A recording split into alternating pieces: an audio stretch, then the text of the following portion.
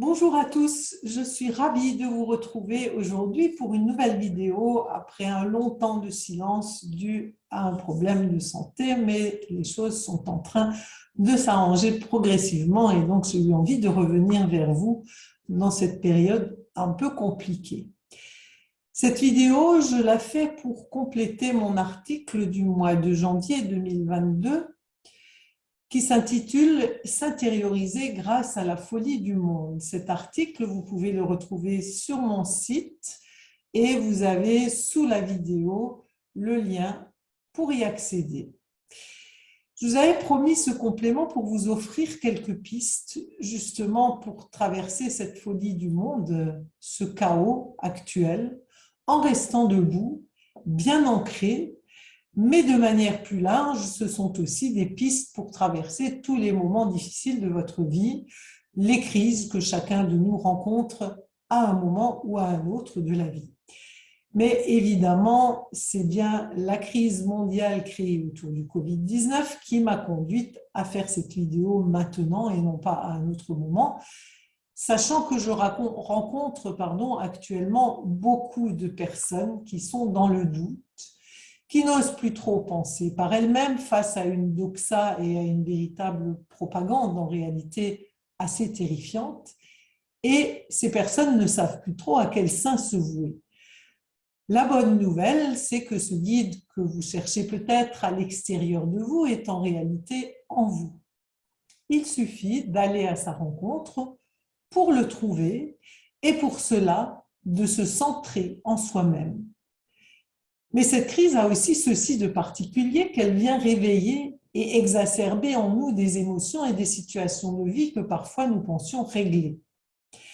Et cette crise est d'une telle violence et déploie des tentacules si divers comme une pieuvre dans tant de directions différentes qu'à peu près personne ne peut y rester indifférent et y échapper totalement. Et ce, d'autant moins que tout ce qui nous est imposé touche à la vie quotidienne, à notre vie très ordinaire. Alors, pour faire de cette période difficile une opportunité plutôt que simplement un moment d'impuissance totale face à une situation extérieure qui nous échappe totalement, nous pouvons en profiter peut-être pour faire un travail intérieur qui nous grandira. Ce sera utile et évolutif pour chacun qui fera ce travail, bien entendu, mais sans doute aussi pour l'ensemble.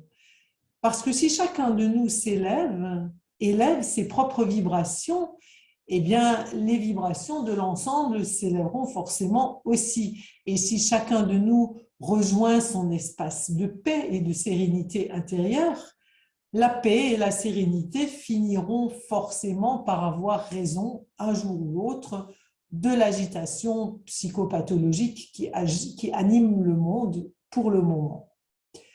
Alors comment faire? Comment avancer? Lorsque nous ne nous sentons pas bien devant les mesures, les injonctions, les comportements de nos dirigeants ou de ceux plus ou moins proches de nous qui ont fait d'autres choix que nous, il peut être intéressant de nous poser quelques questions. Parmi elles, on peut se demander ce qui nous affecte ou nous hérisse particulièrement dans la situation en question. Avec quel traumatisme de notre enfance et de notre vie résonne cette situation? Quelles sont les peurs qui nous habitent et que cette situation collective révèle en nous? Pour pouvoir répondre vraiment à ces questions, il sera évidemment important de ne pas rester sur un plan purement intellectuel, c'est-à-dire qu'il s'agit de se mettre vraiment à l'écoute des émotions soulevées et même des conséquences physiques qui y sont liées. Quand je parle d'écoute, cela veut dire concrètement de vraiment se connecter à ce qui se passe en nous. C'est-à-dire qu'il s'agit d'accepter la présence de l'émotion en question, et ce, quelle que soit cette émotion, même si a priori, nous ne sommes pas particulièrement fiers de ce qui nous anime à certains moments. Accepter inconditionnellement ces émotions avec le cœur et leur laisser toute la place en nous. Intensifier l'émotion sur laquelle on a envie de travailler pour pouvoir la traverser. Ça peut évidemment être douloureux pendant quelques instants, quelques minutes, mais une fois qu'on a accueilli ce qui est là, cela permet à l'énergie qui est contenue dans cette émotion de se remettre à circuler, de retrouver sa fluidité, et finalement cette énergie va être libérée de l'émotion qui l'a bloquée. Et donc nous allons nous libérer nous-mêmes de ce blocage. En quelque sorte, c'est le crapaud du conte qui devient le prince charmant. Je vais vous donner un exemple pour mieux illustrer ce que je vous raconte là. Vous éprouvez par exemple beaucoup de colère quand une autorité extérieure veut vous imposer quelque chose contre votre volonté. Voilà bien une chose qui est d'actualité. Au moment où vous prenez conscience que vous êtes en colère, vous pouvez juste prendre le temps de vous arrêter, de respirer un grand coup, de regarder cette colère, de prendre conscience aussi de la puissance qui est contenue dans cette colère. Et puis, observez quelle partie de votre corps s'est modifiée et comment elle s'est modifiée. Est-ce que cela se situe dans le ventre qui se bloque? Est-ce que vous avez plutôt le cœur qui bat la chamade? Est-ce que c'est la gorge qui se noue? Voilà quelques possibilités parmi des milliers d'autres, donc des possibilités largement non exhaustives. Ensuite, vous pouvez imaginer la forme que pourrait prendre cette colère ou ce blocage si vous deviez les dessiner, les représenter. Vous pouvez même le faire. Est-ce que c'est par exemple une boule noire?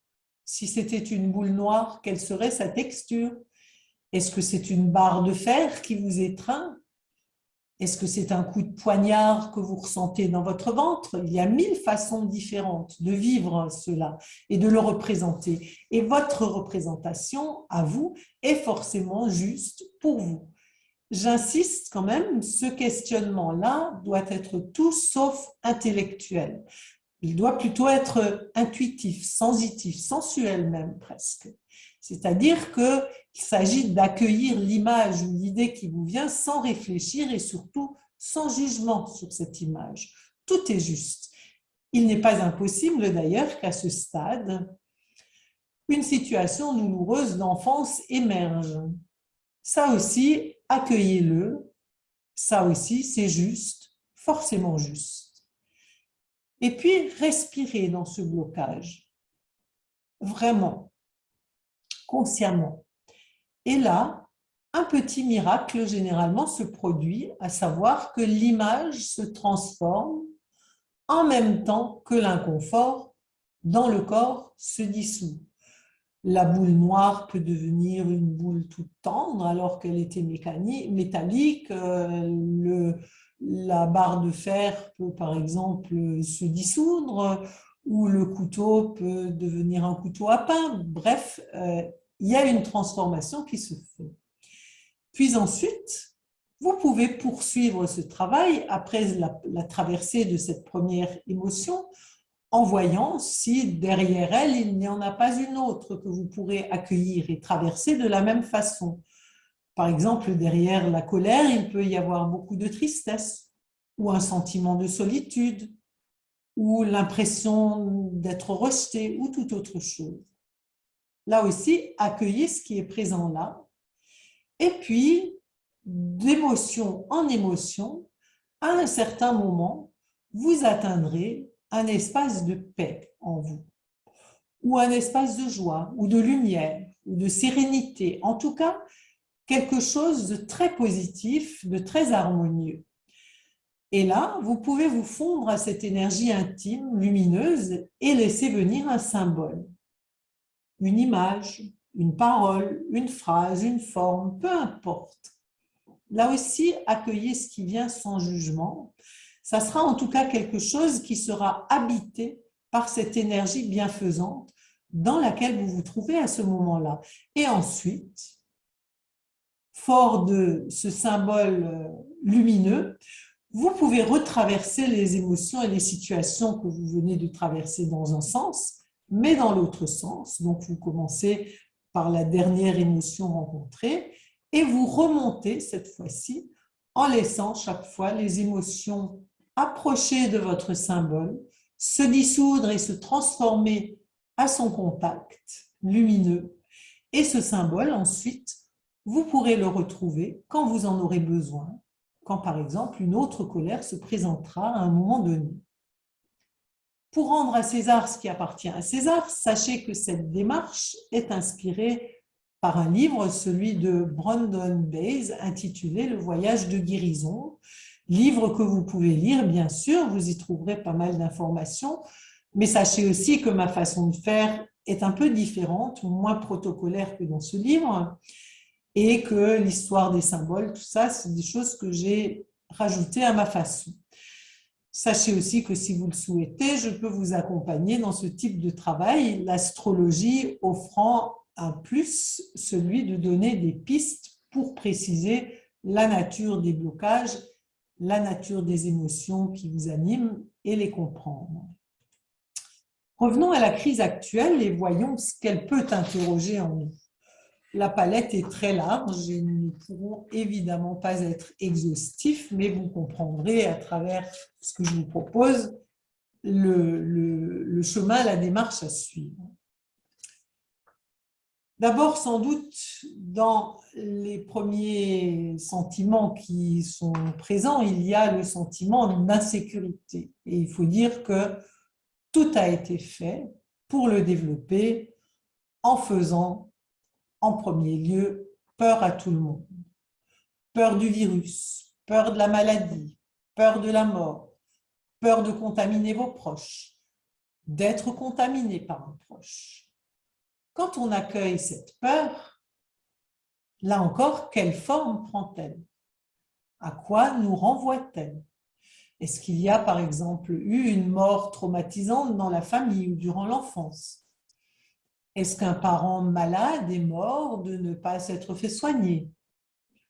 Ressentez tout cela dans votre corps et traversez-le, comme je l'expliquais précédemment, jusqu'à atteindre la source en vous, cet espace de paix ou de joie qui ensuite va venir dissoudre les émotions traversées.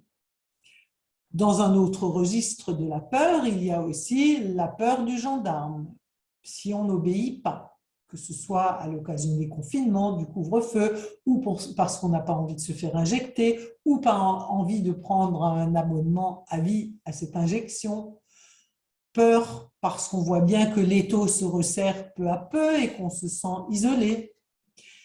Si on laisse infuser cette peur en soi, après s'être relié à ses guides, quels ressentis émergent?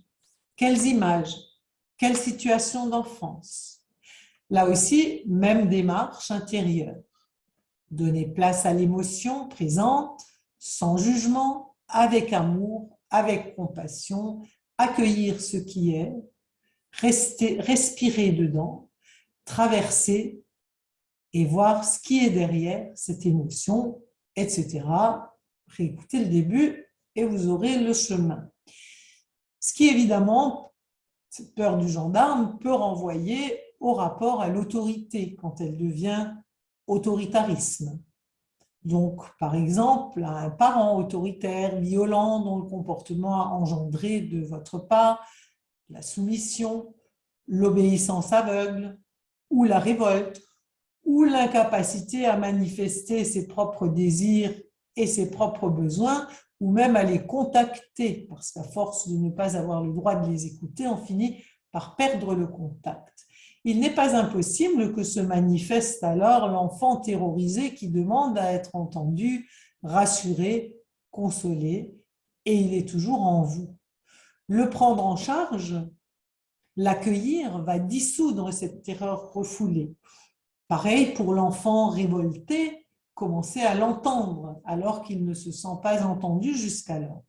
Ce qu'il est important de comprendre aussi, c'est que l'effet généré par la situation extérieure correspond en réalité à une même problématique intérieure avec laquelle cet effet résonne, cette situation extérieure résonne. C'est-à-dire que cet enfant effarouché ou révolté est en réalité toujours en nous. Et l'adulte autoritaire que nous avons intégré lui interdit toujours de s'exprimer. C'est comme si nous portions en nous les deux personnages, et c'est pour ça qu'on est tellement affecté par le personnage extérieur autoritaire. C'est parce qu'il est en résonance avec un père intérieur autoritaire lui aussi. C'est ce que nous avons connu, et donc intériorisé. Et c'est ce père intérieur qui nous conduit à nous comporter comme l'enfant terrorisé ou révolté qui est toujours en nous, lui aussi.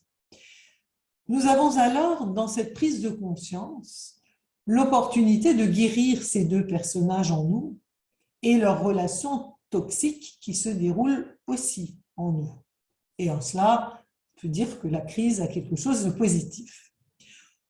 Autre sentiment qui peut être réveillé, nous vivons actuellement un grand mépris de la part de nos soi-disant élites. Nous pouvons là aussi nous questionner.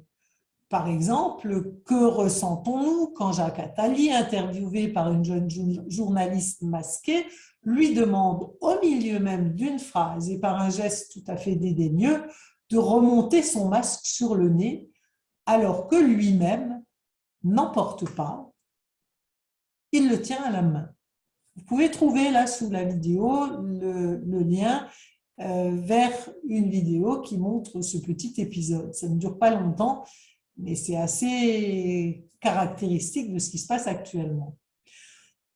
On peut aussi se poser la question de ce qui se passe en nous quand un président de la République insulte, dans un langage de charretier, une partie de son peuple. Qu'engendre en nous la division ainsi promue en règle, en stratégie même? Que crée en nous le rejet d'une partie du peuple, que nous fassions ou non partie des rejetés qui, paraît-il, ne sont plus des citoyens aux yeux d'un pouvoir qui oublie qu'il a été élu pour servir et non pour appliquer des plans machiavéliques. Qu'est-ce que ça fait en vous, émotionnellement, physiquement? Qu'est-ce qui se produit quand nos élus votent des lois dont ils s'exemptent eux-mêmes et qu'ainsi ils ne sont absolument plus dans le respect de ceux qui les ont élus, eux non plus. De même, quand ils ne sont pas là, que l'hémicycle est à moitié vide alors qu'ils sont payés pour y être. Ou encore, quand nos ministres nous font la leçon comme à des gamins écervelés lorsque nous tombons malades, alors qu'eux-mêmes ne respectent rien de ce qui est censé nous protéger tous, et qu'eux-mêmes, évidemment, tombent aussi malades, tout en prétendant s'être protégés. Tout cela peut réveiller en nous la mémoire d'un mépris parental ou d'une humiliation subie à l'école, ou du dédain d'un grand frère ou d'une grande sœur, avec tout ce que cela peut réveiller comme émotion douloureuse en nous. La colère, la haine, peut-être même de la tristesse, un sentiment d'abandon, de solitude, tout est possible, normal, juste. Il pourrait aussi y avoir un sentiment de trahison devant des élus qui ont oublié qu'ils l'ont été pour servir leurs concitoyens et non pour les punir, alors qu'ils n'ont rien fait ni de mal ni d'illégal.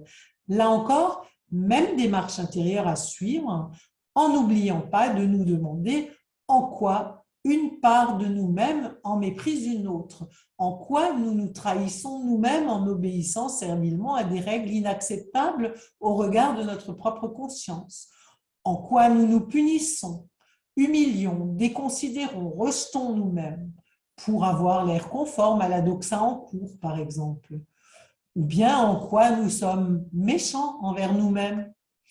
Là encore, accueillir ce qui se présente sans jugement, toujours sans jugement et avec amour au contraire, comme on accueillerait un enfant en souffrance, avec notre cœur, pour dissoudre ce qui est figé en nous, souvent depuis des années, parfois depuis des décennies même. Autre registre encore actuel, celui de l'incohérence des discours, des règles, des lois, des décrets, aussi contradictoires que changeants. Je ne citerai ici que les protocoles de l'éducation nationale qui changent en moyenne tous les 3 jours depuis le début de cette crise. Cette incohérence peut être vue soit comme le résultat d'une incompétence généralisée des élites, mais on peine quand même à croire cela, même s'il y a quand même probablement une part d'incompétence, Ou alors, cela peut aussi être vu comme une façon de manipuler les gens qu'on a d'abord effarouchés en leur faisant peur. Cette incohérence, que crée-t-elle en nous? Souvent une perte de repères qui entraîne une incapacité à se positionner et à réfléchir sainement, surtout si on est pris par la peur. Là encore, ça peut rappeler par exemple un père ou une mère perdu dans l'alcool ou la drogue, ou un proche aux prises avec une maladie psychiatrique, ou plus simplement des parents manipulateurs, même sans le faire exprès, ou qui nous ont souvent menti, caché des secrets, etc. La situation que nous vivons actuellement peut constituer une opportunité pour résoudre ce fond d'enfant perdu dans un brouillard familial. Vous le voyez, la situation est particulièrement riche de dysfonctionnements, et je n'en ai donné que quelques-uns, mais elle est du coup aussi riche d'occasions d'être mal avec ce qui se passe. Ça, c'est peut-être pas une bonne nouvelle, mais quand même, ça offre aussi des opportunités pour prendre en charge ces émotions jusque-là bloquées, cet enfant en nous qui souvent est encore resté en souffrance autour de situations de l'époque de l'enfance. Ce travail individuel, aussi modeste soit-il, me semble indispensable pour espérer changer les choses. Il me semble même en l'état actuel que c'est là que réside une grande partie de ce qui nous reste de pouvoir individuel. Je reviendrai sur cette notion de pouvoir individuel, soit dans un autre article, soit dans une autre vidéo, parce que c'est quelque chose qui me semble très important. Nous minimisons souvent notre part de pouvoir et de responsabilité en même temps. Élever nos propres vibrations en prenant en charge notre monde émotionnel dans ses souffrances va permettre à terme d'élever la vibration collective et de construire un autre monde, un monde solidaire, lumineux, un monde qui sera axé autour de l'amour, du respect de chacun dans son unicité, sa spécificité, sa nature profonde.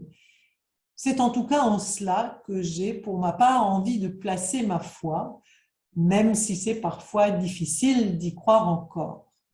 Mais je crois que c'est indispensable. Et plus nous serons nombreux à aller dans ce sens, plus vite cette foi déplacera les montagnes qui barrent la voie de la liberté d'être tout simplement soi, tout simplement humain, et de vivre dans l'harmonie.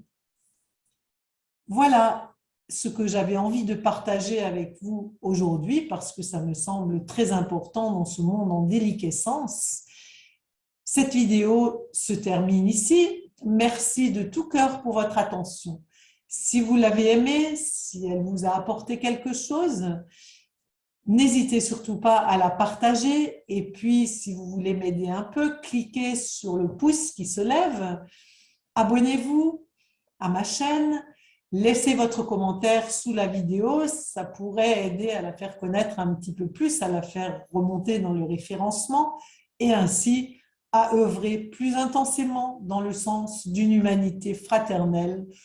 Je suis sûre que vous avez tous envie que se crée cette humanité axée autour de l'amour et de la fraternité. Merci d'avance. Et à bientôt pour un nouvel article ou une nouvelle vidéo. Au revoir.